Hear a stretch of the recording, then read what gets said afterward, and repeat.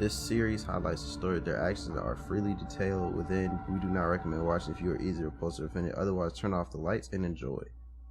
Some parents will sacrifice just about anything, or should I say, anyone. I just want to say, I want this nigga's beard. Like, this nigga has a crispy ass beard. Before we get into all the freak shit, To keep their children happy. This week we discuss the Italian serial killer Leonardo Cianciulli. Let's open the serial killer file. y'all think he wearing pants? Y'all ever see like where niggas be having suit on top? It's a business up top, party on the bottom. You think he got on like undies or some shit? I'm sorry, that's I'm being unserious right now. I'm not being serious. I'm sorry.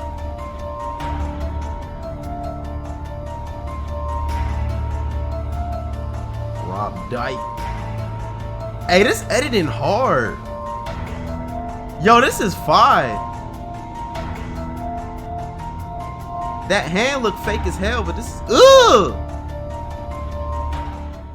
Leonardo's exact date of birth is subject to debate. However, it's believed she was born sometime in 1893 or 1894 in Italy.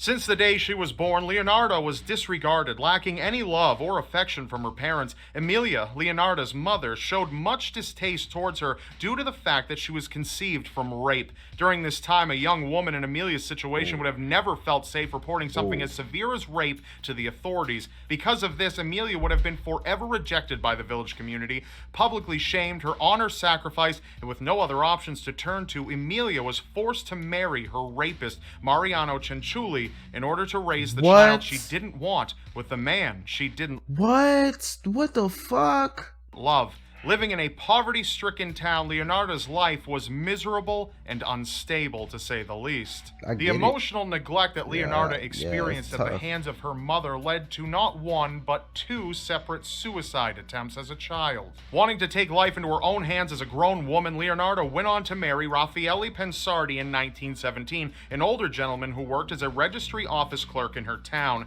This angered her parents, particularly her mother, as they had already planned and arranged who Leonardo was destined to marry. Leonardo had always been a superstitious woman and also believed in spells and magic. It was during this time that she had a strong belief that her own mother had placed a curse on the newlyweds, desiring nothing but negativity to enter their lives. Going against their wishes, Leonardo was no longer welcome to stay in the family home, leaving her no choice but to move to her husband's town in Lauria, Italy. The honeymoon didn't last. I'm not gonna lie, if her mom and dad aren't 2 of the 10 clip folks, I'm gonna be mad, because them is the only niggas that I would be like, those are the only people that I can really understand. Anybody else that you killing, that's just crazy. That's fucked up. As long as the law sought justice when Leonardo was charged for fraud and was sent to prison in 1927, now feeling shameful in her husband's hometown, the couple moved once again, this time to the region of Lacedonia, as soon as Leonardo was released.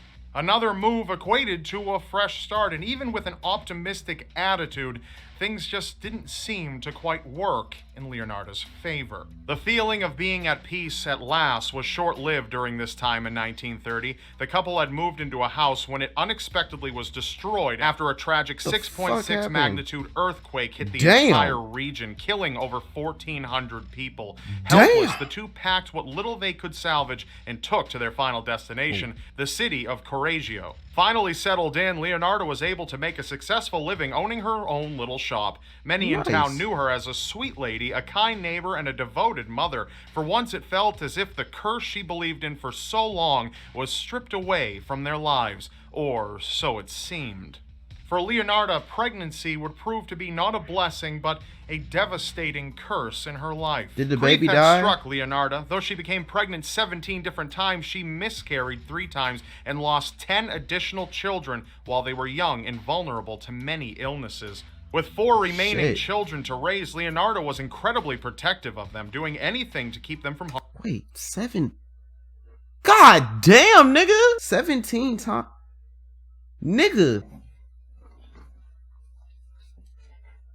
I need math on that, bro. So she miscarried hell of kids, right? I'll say on average like 6 months. That's 100.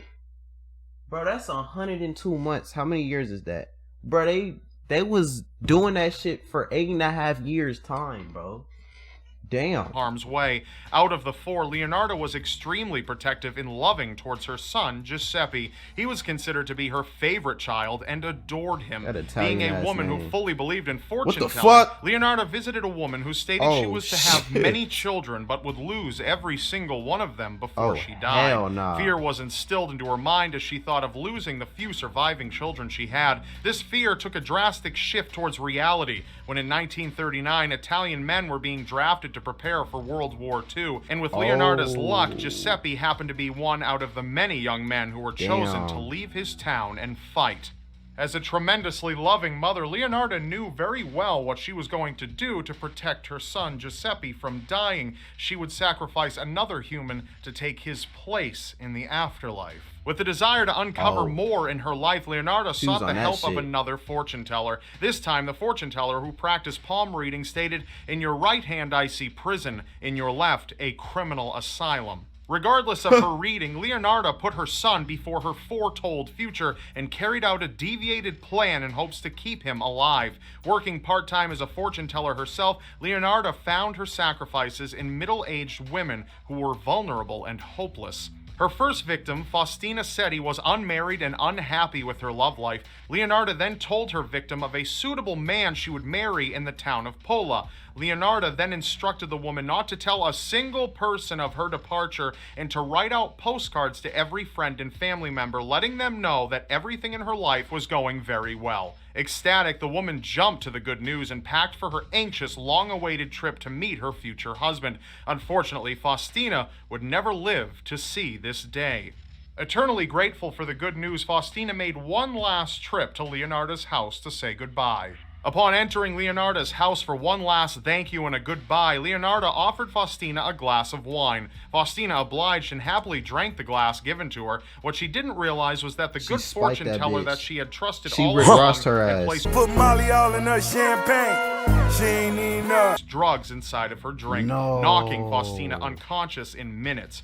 With time ticking, Leonardo took advantage of what was presented to her and immediately killed Faustina with an axe, dragged the body into a closet, and later chopped the body up into 9 individual pieces. Blood from the victim was then entirely drained into a basin in order to make disposal much faster and easier. Leonardo went on to state in her official memoirs, "I threw the pieces into a pot, added 7 kilos of caustic soda, which I had bought to make soap, and stirred the whole mixture until the pieces dissolved in a thick, dark mush that I poured into several buckets and emptied in a nearby septic tank. As for the blood in the basin, I waited until it coagulated, dried it in the oven, ground it and mixed it with flour, sugar, chocolate, milk, and eggs, as well as a bit of margarine. Kneading all the ingredients together, I made lots of crunchy tea cakes and served them to the ladies who came to visit."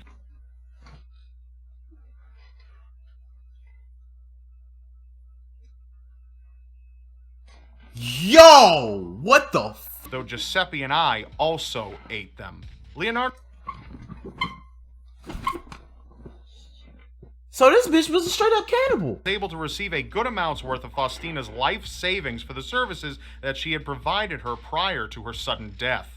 One human sacrifice was good, however, it wasn't guaranteed in Leonardo's mind, so she believed she just had So she needed 9 more? The second woman to seek out Leonardo was Francesca Soavi, a woman who was in search for employment. Unable to find the job she desired in her town, Leonardo instructed her to travel to Piacenza, as she was more than certain that a teaching job was awaiting the woman there. Once again, Leonardo prohibited the woman from telling anyone about her whereabouts and insisted that the woman mail everyone letters in hopes that family and friends heard from her. Continuing the same pattern, Leonardo drugged and killed Francesca on September 5th, 1940. Being no different than the previous victim, Francesca's body was boiled and remade into homemade bars of soap and tea cakes, which Leonardo happily shared with the neighbors, keeping up her positive reputation and distracting the community from the disappearances. Reports stated that Leonardo also collected money from this victim for her services as well. A third woman, Virginia Cacioppo, a talented former soprano that once performed to many in the La Scala Theater, came to Leonardo in hopes of finding future employment opportunities. authorities. Leonardo enthusiastically informed Virginia of a factory job that was calling for her in Florence,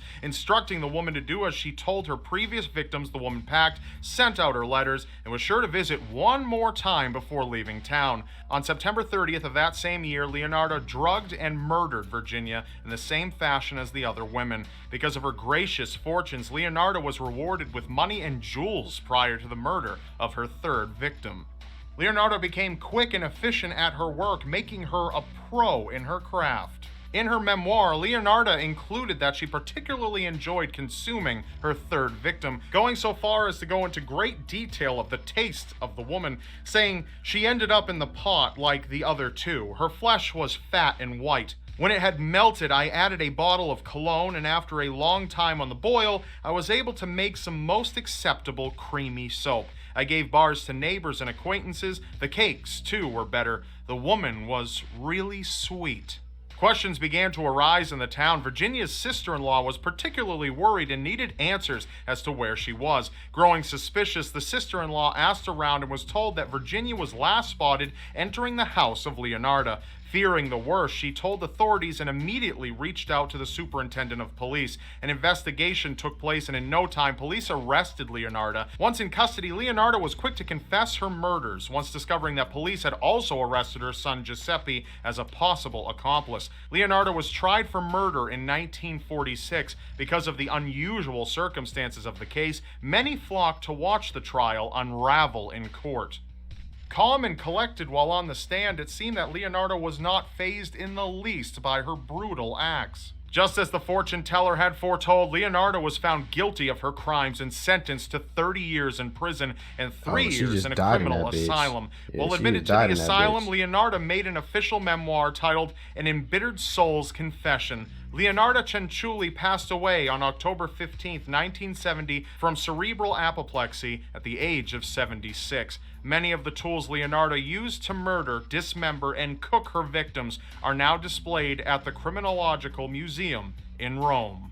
That's all for this episode. Thank you. Shout out to Rob Dyke for this video. This bitch weird as fuck. I hope y'all enjoyed. What the fuck? I don't even know what to say to that, nigga. That shit's crazy. Hey, watch where you getting your soap from.